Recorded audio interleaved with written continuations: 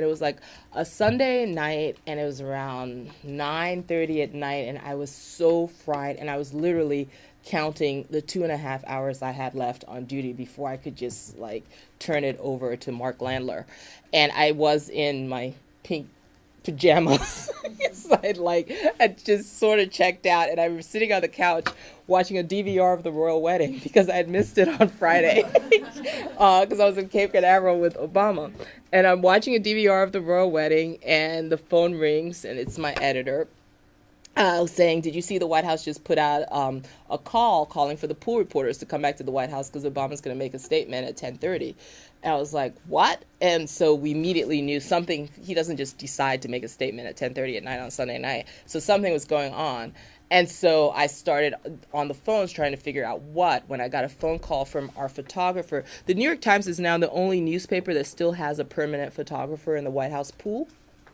And Doug Mills was our photographer. So when the pool got called back in, Doug had to go back into the White House. And he is the best. Having Doug there, having Doug in the permanent pool for us is like having a secret spy everywhere, because he's got a wealth of experience, and he's just really, really good.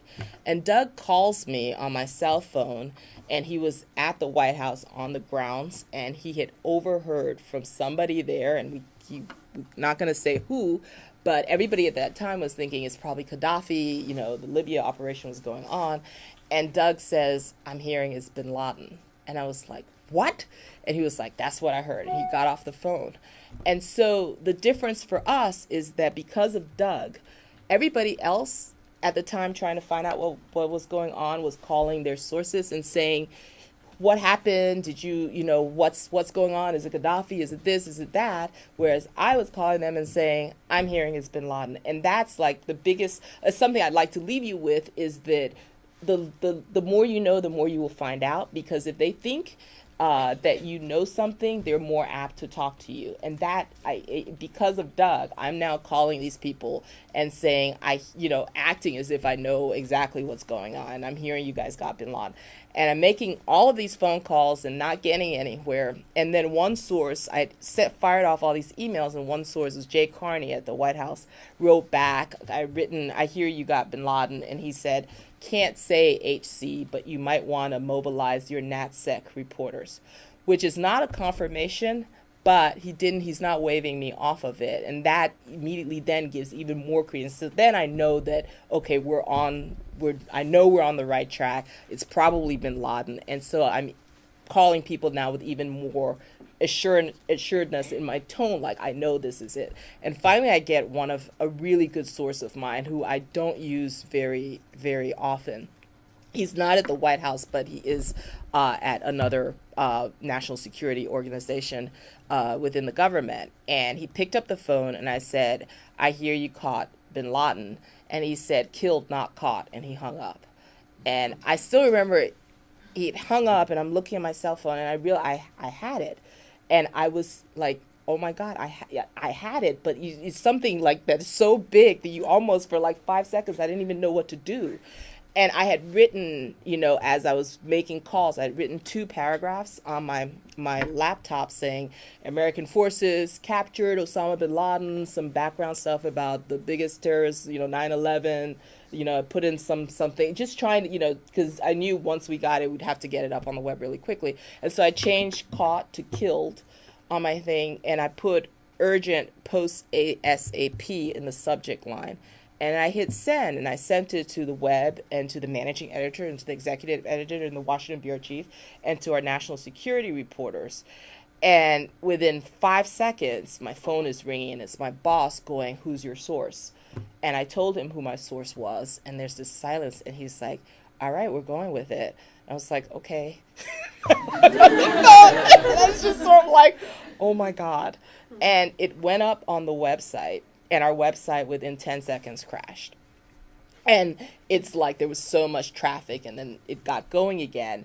And I still remember, okay, now you want to find out more information. Obama still hasn't come out and said anything. And I was like 10:30 or 10:35 or something.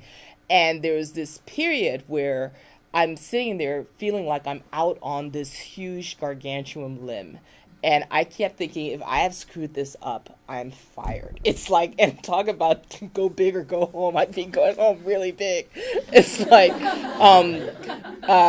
but it after people started saying, the news organizations, the CNN, they're like, the New York Times is reporting Osama bin Laden has been killed, and I remember seeing it up on the website.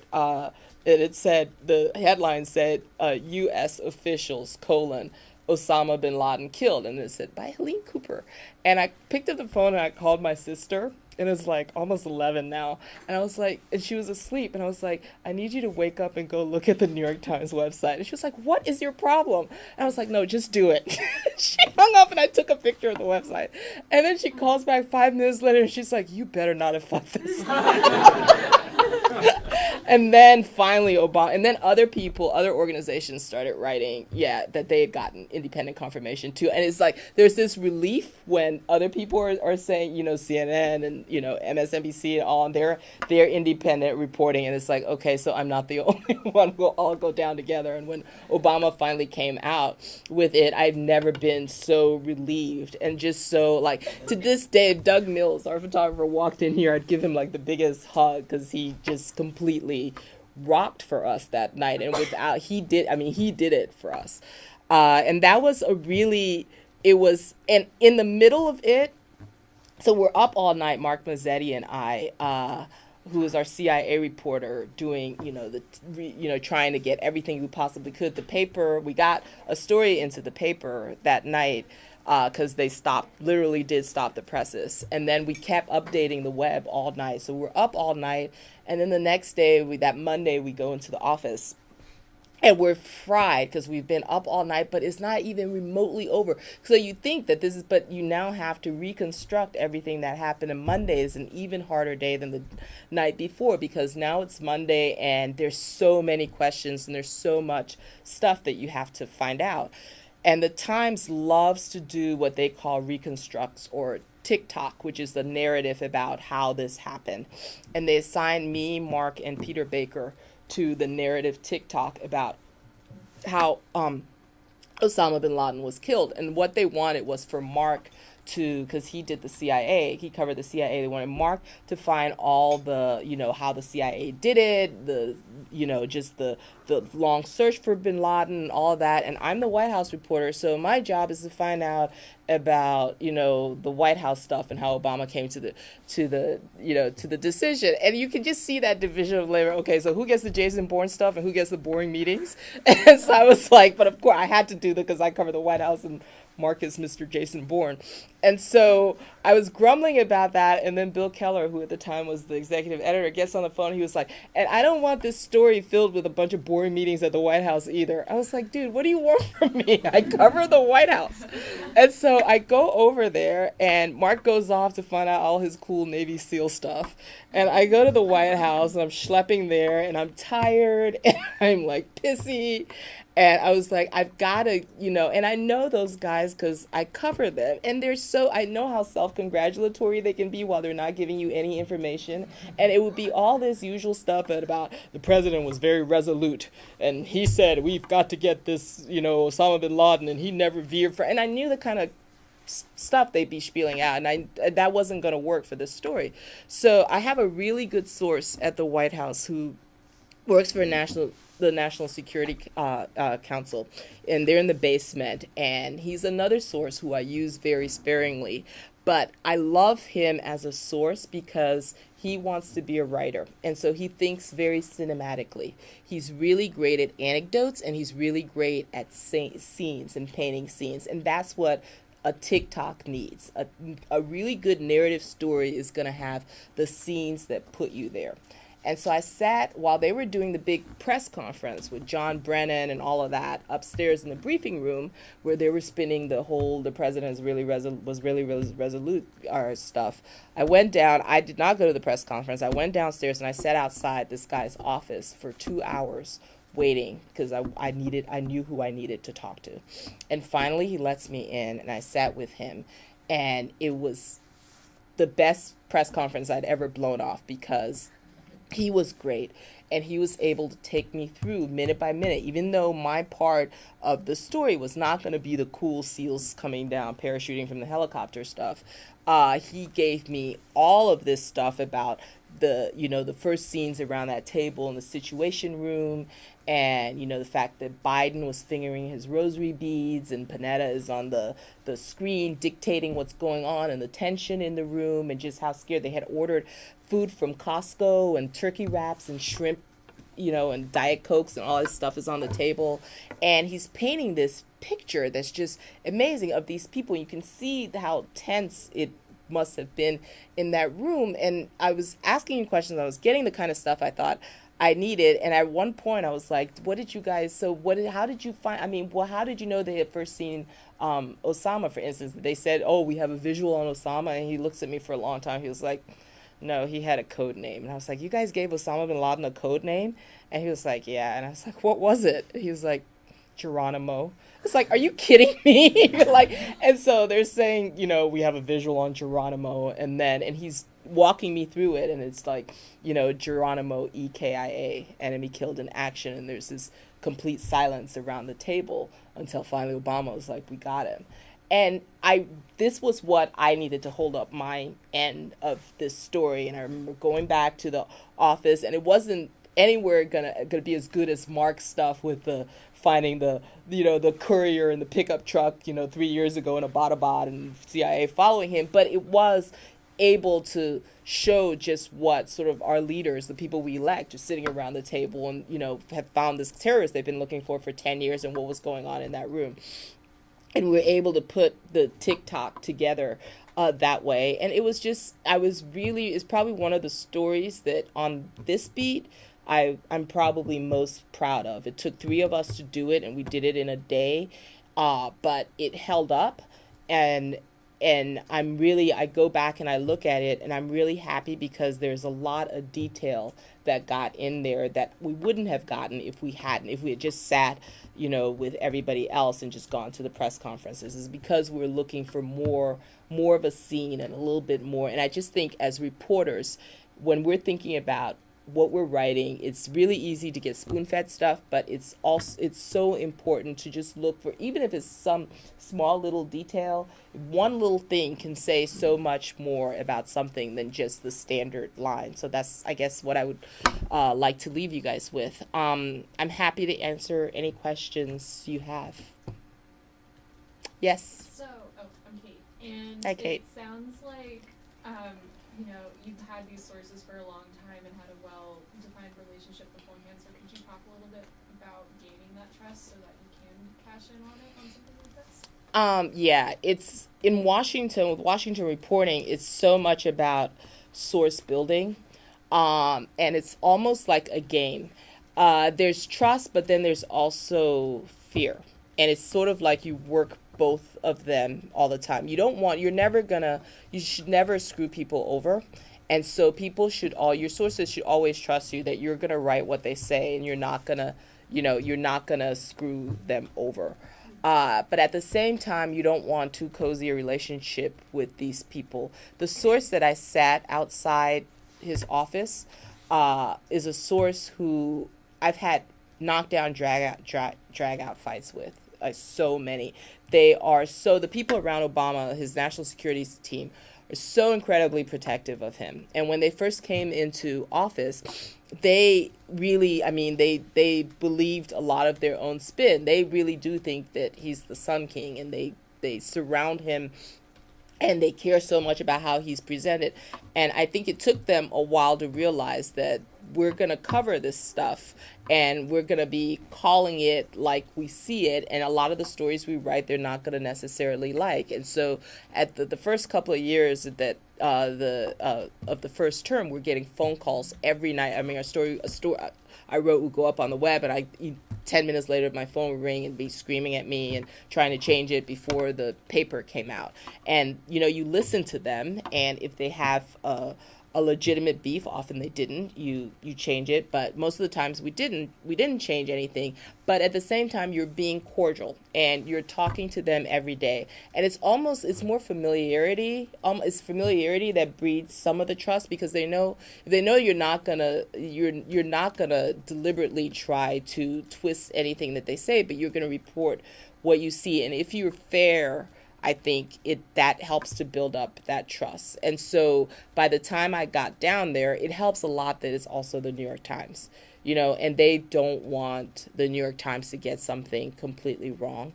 So that helped a lot too. But this is a source who I'd taken to drinks, I'd taken out to dinner. We had been on trips so many times together because he's a close national security source advisor of President Obama. So he knew me, I knew him. And at the end of the day, I was the only reporter sitting outside of his office, waiting because I wanted to hear from him and not the rest of the White House spin upstairs. And so I think that helped a lot. But I think in building these relationships, if you're fair, you listen to them, you give them their chance to tell, and even if you end up coming out in a place that they don't like, you have to have given them the opportunity to tell their side. You'll be much better off when you're trying to get something out of them.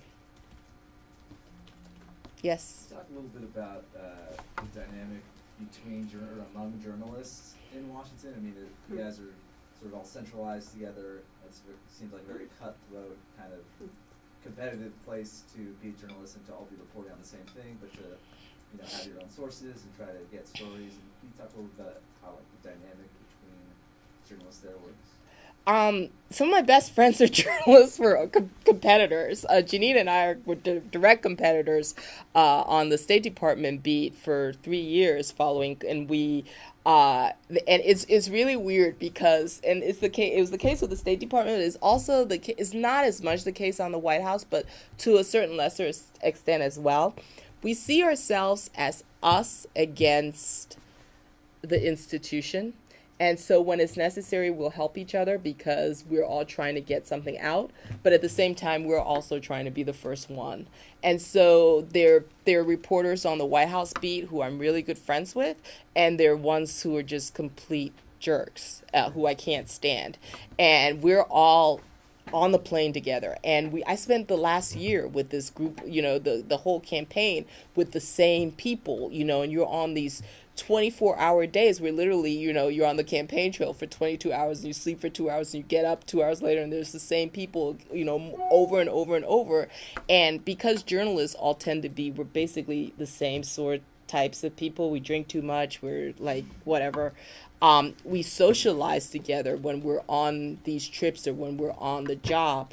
But I'm also very, very aware of the fact that I want to be the one to break something. I want to be the first one to do a smart take on a story. And so that whole self-preservation comes in all the time. It's not hard to be friends with somebody you're competitive with, because at the end of the day, what is that old Liberian saying? Of all my mom's kids, I like myself the best. So you're gonna try hard you're gonna want to beat them, but at the same time, you're gonna if they're not a jerk, and most of the reporters are not. It's a pretty cool. I'm not gonna go so far to say collegial atmosphere. I think it was collegial on the State Department beat. The White House beat is a lot more cutthroat, but a lot of us do get along, and we're friends. Yes. In a similar vein, could you talk about how, if at all, covering the White House has kind of maybe changed your own political opinions or anything like that? Because, if you started covering the San Diego Padres for a summer, you'd start kind of becoming a fan of the team. How does your opinion change after covering the White House and the people in it? I actually don't think it does. At least it didn't for me. They drove me crazy, and I hated them. The people, there were times where I hated them on the people at the White House. They were so controlling. But that was the case when I covered Bush as well, and that was the case when I covered Clinton. It's sort of, I've covered now, I'm old enough, unfortunately, to have covered several administrations. And every single administration I've covered, I've wanted to strangle. Because you get so angry because they're so controlling, and all they want is for their guy to look good. And their guy is often not doing what he should be doing. And our job is to show that. And so if you have any level of, you guys are here at Stanford, you wouldn't be here if you weren't smart people. You're able to cut through the bullshit.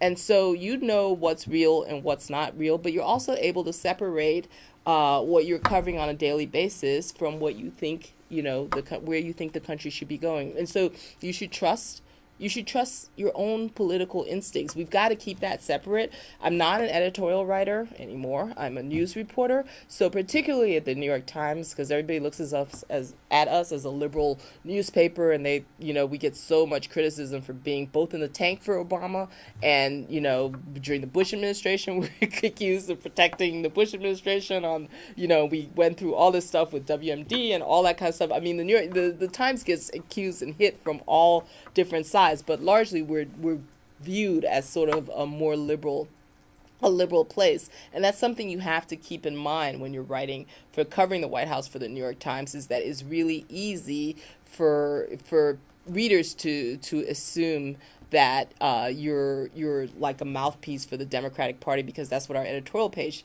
is not a mouthpiece for the Democratic Party, but it's a very liberal editorial page. But the news section is different. And so our job, what just happened? Wow. That answer, I was getting too long on my answer, I guess. But the job of the news pages is to be as unbiased as it possibly can, keeping in mind that we're all human beings and we think a certain way. And, you can be as objective as you possibly can be, and still there will be some things that will leak out into your reporting. But and you want to limit that as much as possible.